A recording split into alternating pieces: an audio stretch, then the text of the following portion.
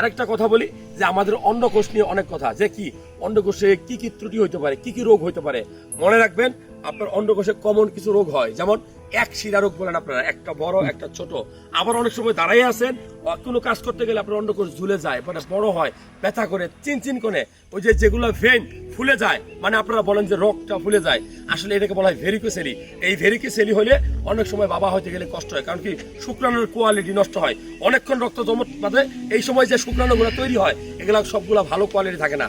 এই জন্য অন্ডকোষে অনেক সময় অর্কাইটিস হয়। অর্কাইটিসটা কি, অন্ডকোষ ফুলে যাবে, লাল হবে, প্রচন্ড ব্যথা হবে, জ্বর আসতে পারে, এটাকে বলে অর্কাইটিস। অর্কাইটিস হলে কিন্তু বাবা হওয়ার জন্য কষ্ট হয়। যাই হোক, আপনার অন্ডকোষে একটু হাত দিয়ে দেখেন, এতটা লজ্জার কিছু নাই, কারণ এটা আপনার দামি সম্পদ। আপনি বিয়ে করবেন, আপনি বেবি জন্ম না দিতে পারলে, সন্তানের বাবা না হইতে পারলে, পৃথিবীতে আপনার সাথে বড় দুঃখী আর কেউ হবে না। তো আপনার অন্ডকোষটা ভালো আছে কিনা জানতে হলে আপনি অবশ্যই আল্ট্রাসোনোগ্রাম অফ স্ক্রুটাম উইথ টেস্টিস আমরা করতে বলি, অর্থাৎ একটা মাত্র টেস্ট করলে আপনি বুঝবেন আপনার অন্ডকোষে কোনো ত্রুটি আছে কিনা। সো যারা ভিডিও দেখছেন, ভিডিওগুলো ভালো লাগলে শেয়ার করে দিবেন।